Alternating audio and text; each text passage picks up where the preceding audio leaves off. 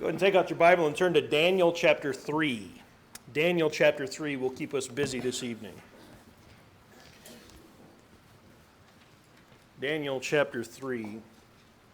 This being the last evening of our meeting, allow me to just make a personal comment or two. I just want to really tell you how special this church is to me. Growing up here, I think I had a very firm spiritual foundation going forward, and that's because of a lot of you who have been members of this church for as long as I've been alive, and I've known many of you for a very long time. So I want to say thank you, and I want to encourage you to press on. You have good leaders, you have a conscientious preacher, and you have many people who love the Lord here, and I would encourage you to not be discouraged by heartbreaks, but to keep pressing forward. I think I need to, in particular, say thank you for a number of years. This church helped financially support me when I was preaching in a small church down on the Gulf Coast of Texas. And so that really enabled me for a number of years to devote all my time in preaching the gospel, and that was due in large part to you. So thank you for that. So we've spoken this week about some of the most well-known stories in the Bible, ones we tell in our children's Bible classes, and what we've done each weeknight is to revisit those familiar stories with a more mature perspective, out of the conviction that these stories, as great as they are for kids, are also more than a children's story. That there's a depth and insight to these the children's version doesn't capture. Now, I knew when I started doing this series back home, if you don't get to Daniel a couple times in this series, you've just done a bad job. So as we open up the book of Daniel, let's just take a moment to remember how we got here. In 605 BC, Babylon invaded Judah and carried the first exiles into Babylon. And Babylon's policy was, when they are choosing who to exile first, they didn't just take people willy-nilly. They would strategically choose the best and brightest of the land they're invading to enlist in the service of Babylon. One, to remove them from, the conquered nation so that they couldn't utilize their intellect and their abilities, and two, so that Babylon could. And so they take these best and brightest, and they immerse them in Babylonian culture, and they give them a Babylonian education. They just teach them to be good Babylonians. Daniel 1 records that very thing happening to 4 young Jewish boys, likely barely teenagers, if that even. Daniel, Hananiah, Azariah, and Mishael are their names. For whatever reason, we know Daniel by his Jewish name, but we tend to know the others by their given Babylonian names, Shadrach, Meshach, and Abednego. But that sets up a tension that plays itself out in the rest of the book. These young Jewish boys are living in the belly of the beast. They are living at the capital of an idolatrous empire, serving at the behest of a proud and ruthless dictator. How could anyone remain faithful amidst pressures like these? Teenagers, no less. Beyond just keeping their personal faith, which comparatively is a modest goal compared to actually wielding godly influence. Not just keep your own personal faith, but actually display Jehovah to all those around you in this capital of this godless empire. So Daniel chapter 1 records their faithfulness to Yahweh in I think a relatively small way. They can in good conscience go along with a lot of Babylon's plans for them. They can learn the language, that's fine. They can receive a Babylonian education. They can even serve in the Babylonian government. But in chapter 1, when they're asked to eat unclean food, they say, that is a bridge too far. That is compromising our covenant with God, and we will under no circumstances do that. And they take their stand. When there's a conflict between what Babylon asks of them and what God asks of them, they pledge their total allegiance to God. But the question of chapter 3 is really this. What will they do when the stakes are raised? What about when they're asked to bow down to an idol? When the punishment for refusing is a fiery furnace? Daniel chapter 3 really centers around 2 big, scary objects, really stand at the front of this story. The first one being the statue. So let's begin by reading these opening verses of Daniel chapter 3. King Nebuchadnezzar made an image of gold whose height was 60 cubits and its breadth 6 cubits. He set it up in the plain of Dura in the province of Babylon. Then King Nebuchadnezzar sent to gather the satraps, the prefects, and the governors, the counselors, the treasurers, the justices, the magistrates, and all the officials of the provinces to come to the dedication of the image that King Nebuchadnezzar had set up. Then The satraps, the prefects, and the governors, the counselors, the treasurers, the justices, the magistrates, and all the officials of the provinces gathered for the dedication of the image that King Nebuchadnezzar had set up. And they stood before the image that Nebuchadnezzar had set up, and the herald proclaimed aloud, "You are commanded, O peoples, nations, and languages, that when you hear the sound of the horn, pipe, lyre, trigon, harp, bagpipe, and every kind of music, you are to fall down and worship the golden image that King Nebuchadnezzar has set up. And whoever does not fall down and worship shall immediately be cast into a burning fiery furnace." Therefore, as soon as all the peoples heard the sound of the horn, pipe, lyre, trigon, harp, bagpipe, and every kind of music, all the peoples, nations, and languages fell down and worshipped the golden image that King Nebuchadnezzar had set up. All the events of this story center around this object, this statue of Nebuchadnezzar. Now, statues have been on Nebuchadnezzar's mind recently. Do you remember in chapter 2, he has this dream of this great statue made of 4 materials, which is then smashed by a rock. And Daniel comes and interprets the dream for him. It's about basically the unfolding of human history for the next few centuries. It's about the showdown between the kingdoms of men and the kingdom of God. And so you have in that vision Babylon as the golden head of the statue, and Medo-Persia as the chest and arms of silver, Greece as the legs of bronze, and Rome as the feet of iron and clay. And the vision says that during that time, the time of Rome, a rock not made with human hands, reed made by divine hands, will strike at the feet of the statue, which will cause the whole thing to fall to pieces. And then that rock, the kingdom of God, will grow into a great mountain that fills the whole earth. That's Daniel 2. So when we open chapter 3 and verse 1, most interpreters agree it is probably not a coincidence that Nebuchadnezzar is making an image of gold, a statue of gold.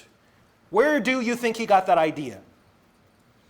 He seems to have fixated on really his part of the dream. Babylon in the vision was the golden empire.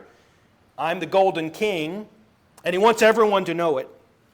Now, it's a little bit head-scratching because, you take the dream seriously, but if you really take it seriously, it doesn't end well for the statue.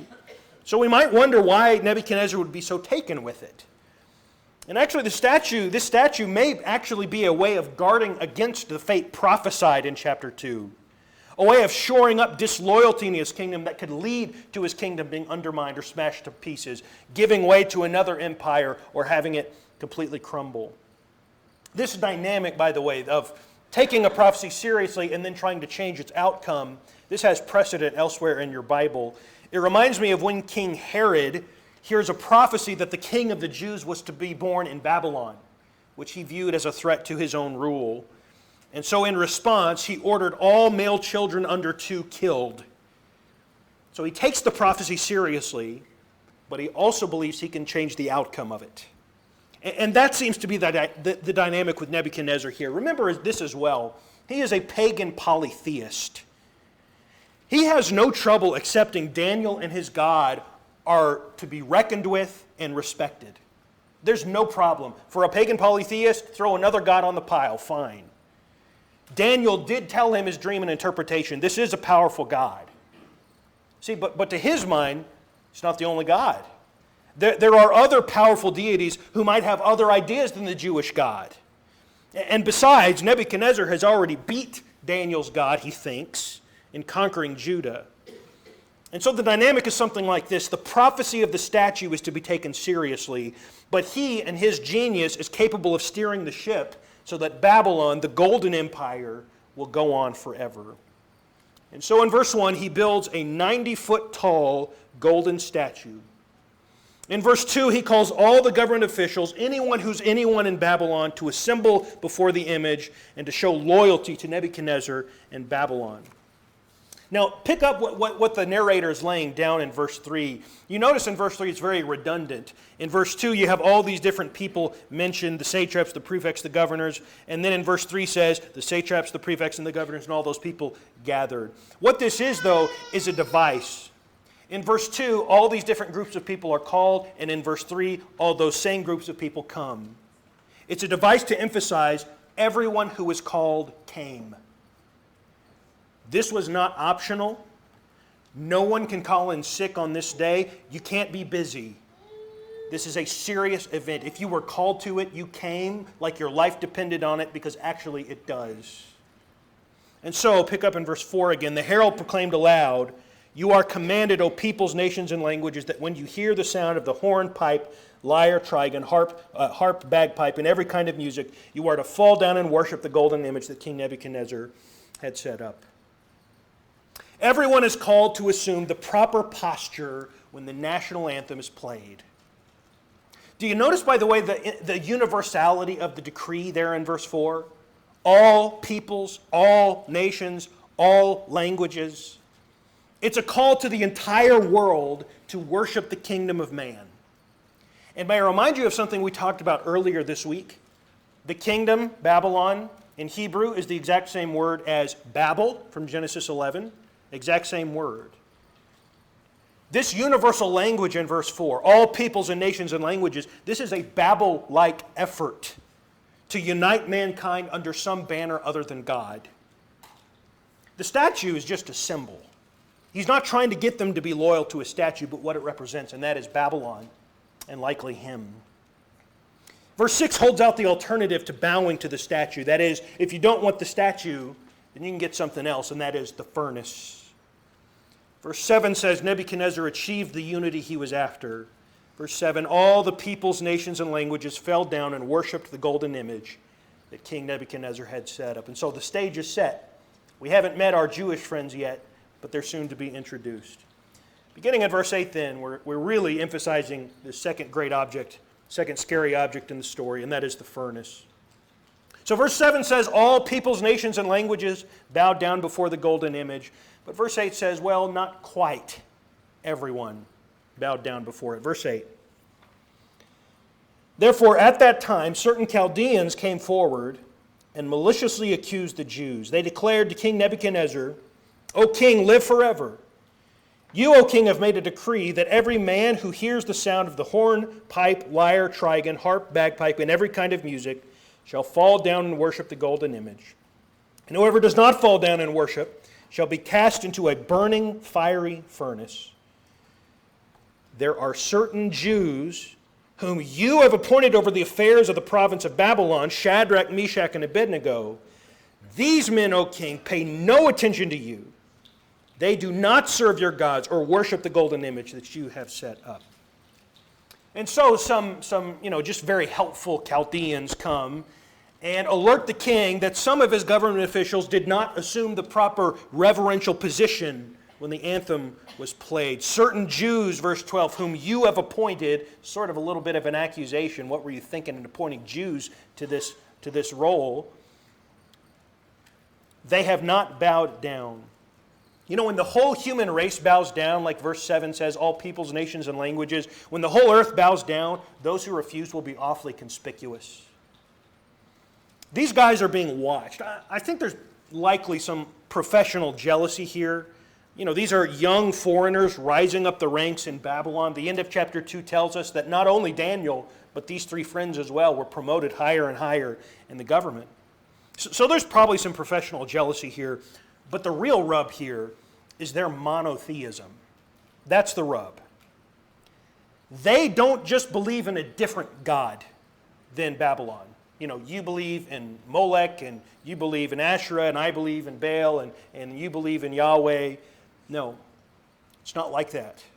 God doesn't take his place around the ring of the pantheon of gods. To worship Yahweh is to make an exclusive claim.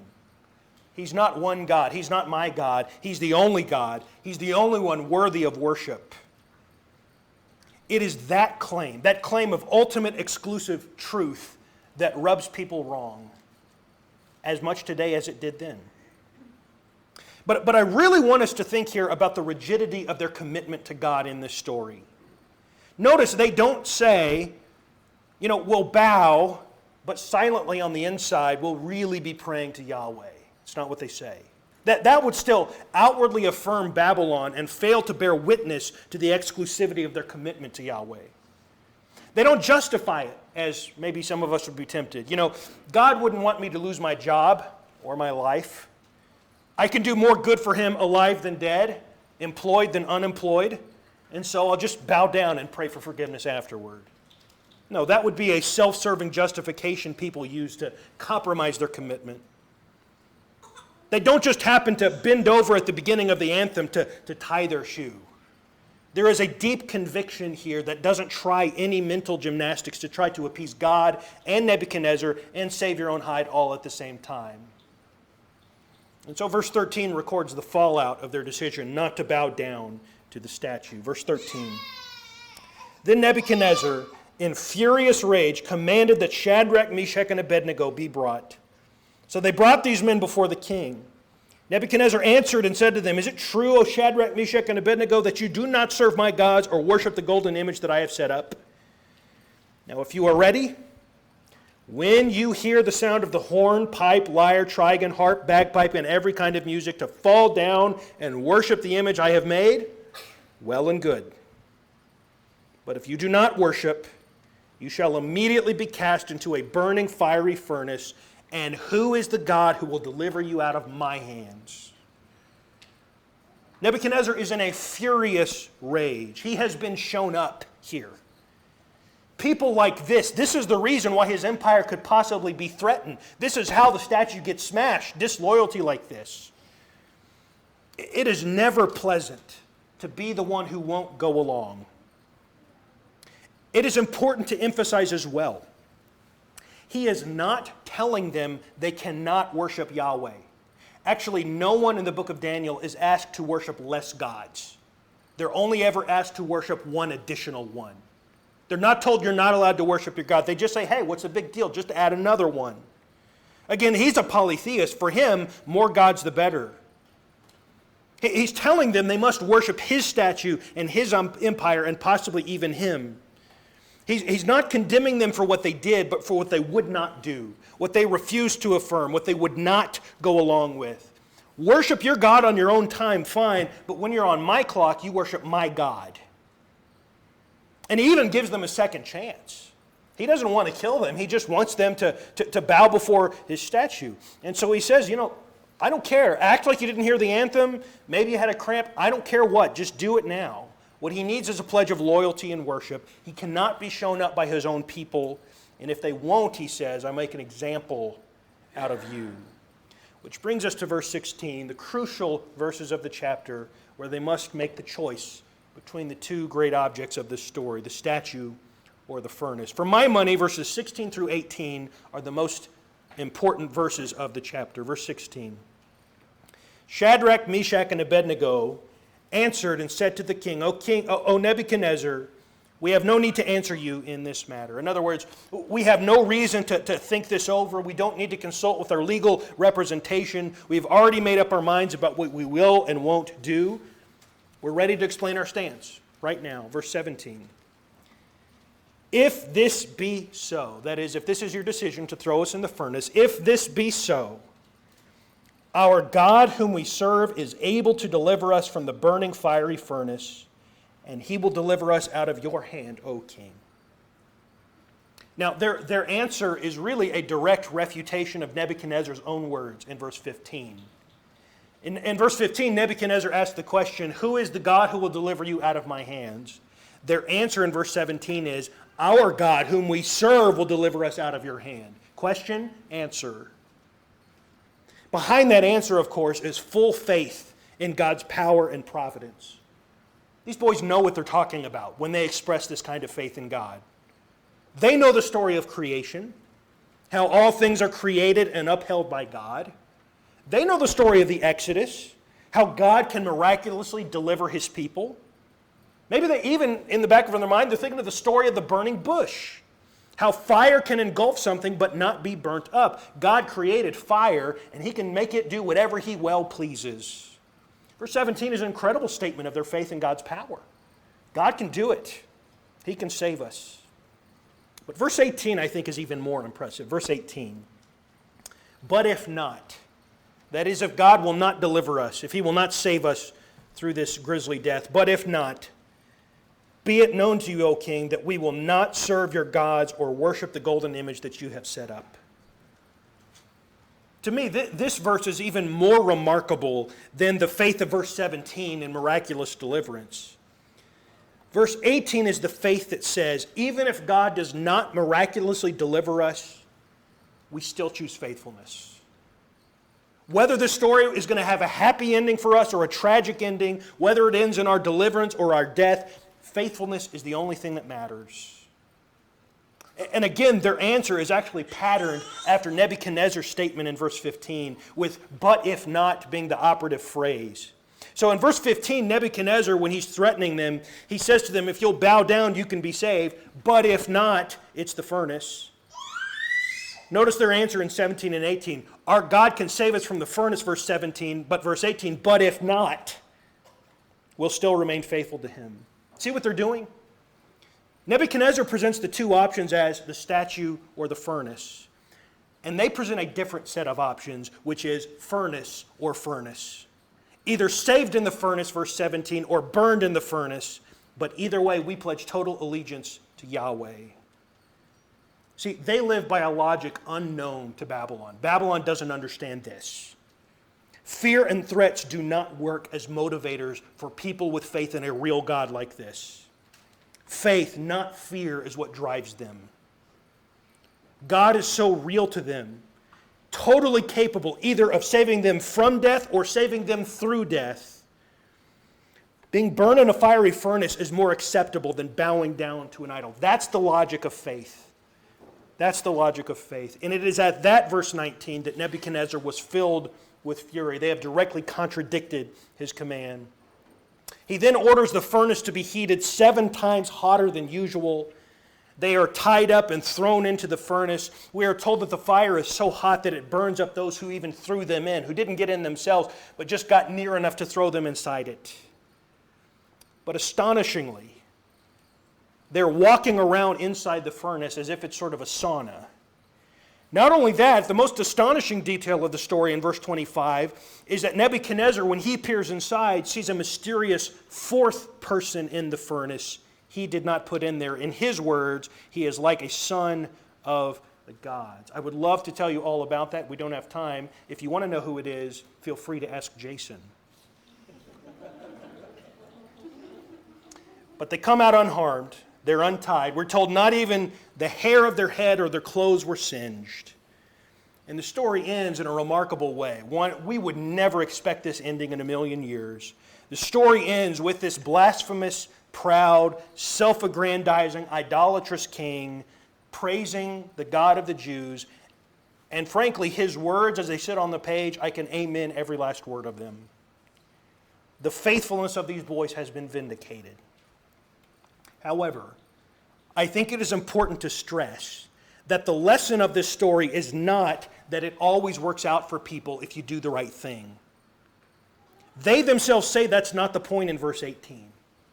The outcome is not guaranteed, and faithfulness shouldn't depend on the immediate outcome. And we should say historically, this sort of happy ending to faithfulness is the exception, not the rule. The point is that we must remain faithful to God, whatever the immediate outcome. Nebuchadnezzar actually put it quite well in verse 28, to yield up our bodies rather than serve and worship any god except their own. That's the choice they made, and that was the right choice. The reason I think this story is so beloved and so timeless is really what we're working with here are some of the most basic ideas of faithfulness.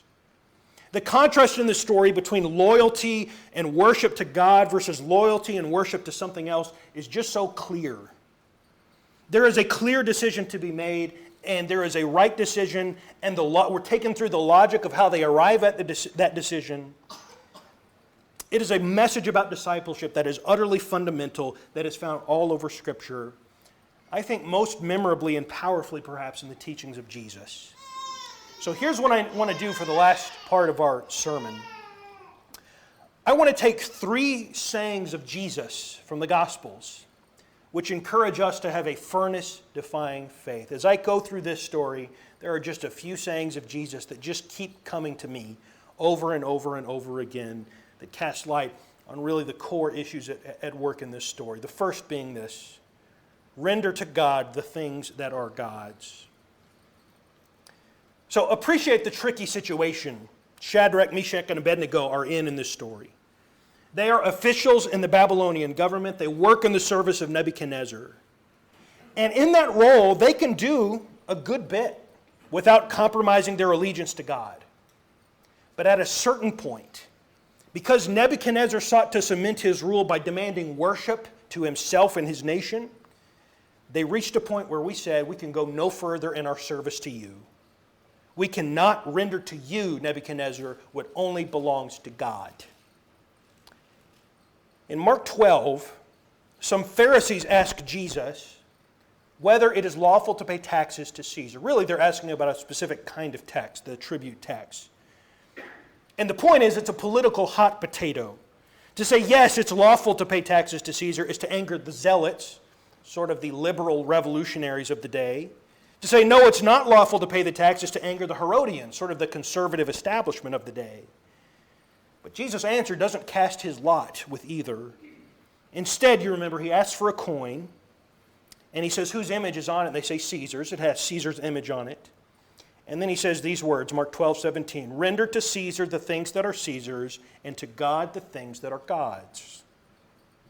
Jesus really does two things with his answer, at least two things. One, he does authorize a measure of service that can be given to Caesar. That is, if Caesar has his picture on a cute little coin and he asks for it back, give him his little coin. Fine. But the other thing he does, and the bigger thing he's doing, is something we often overlook in that story. And that is he draws a strict limit to Caesar's authority. Yes, the coin has Caesar's image on it. But here's the question he's getting at. Whose image do you have on yourself? Male and female. He created us in the image of God. So when Jesus says, render to God the things that are God's, that's about us. We belong to God. We have his image imprinted on us. He lays claim on us. God's imprinted his image on us, and our life's work is to give ourselves back to God. So Jesus' answer is brilliant because it criticizes both the blind allegiance to the state of the Herodians as well as the frenzied rebellion of the Zealots.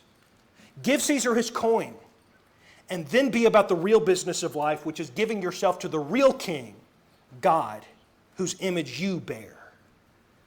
And what I want us to see is that Shadrach, Meshach, and Abednego are doing just this sort of rendering. The lesson of the story isn't that God's people are unable to participate in the kingdoms of men. Daniel and his friends did work in the service of Babylon. But what they could not give Babylon was their unconditional allegiance. They could not compromise their faithfulness to God even for a moment, not so much as a bow of the knee. There were bright lines drawn that they would not cross. When Nebuchadnezzar asks for religious-like devotion to his kingdom, when he asks for a pledge of ultimate allegiance, they say, you have asked us to render to Caesar what only belongs to God. This is at least one definition of idolatry, and that is when you render to Caesar the things that are God's. When we give our wholehearted devotion, our ultimate allegiance, our sacrifice to something other than God. It doesn't really matter what it is as long as it's not God. Kingdoms of men throughout the centuries often push beyond their proper limits and ask for something more than taxes. Companies may ask employees to sacrifice all for the good of the company, to sacrifice your family, to sacrifice the time you should be using to worship God, to sacrifice your health.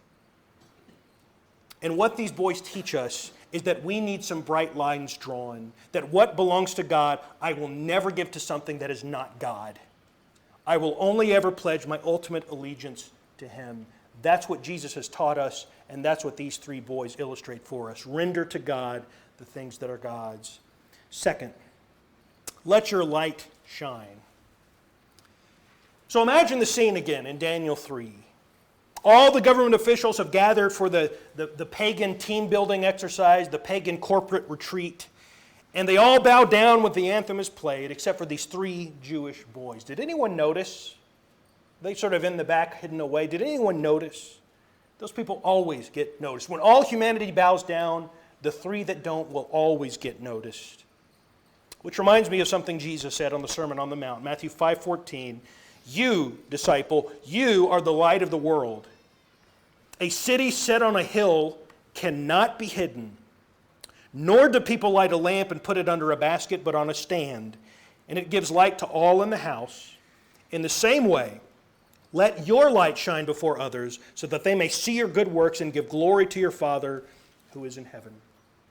Two parts of that I really want to point out that are displayed in Daniel 3. One is this: holy and faithful people are willing to stand alone in a crowd. They're willing to stand apart from the world, which is often the very thing we are most afraid of, standing out, sticking out. We're afraid to be noticed, to stand alone. Again, imagine these three boys being the only people standing in this great mass of people bowing on their faces. When you choose to be holy, you're going to get noticed. But the other thing of what Jesus says that also plays itself out in Daniel 3 is this. That is, our willingness to be noticed can often result in others glorifying God, unexpected people glorifying God. Jesus said, when we let our light shine before others and they see our good works, they may give glory to your Father in heaven, which is exactly what happens in Daniel 3.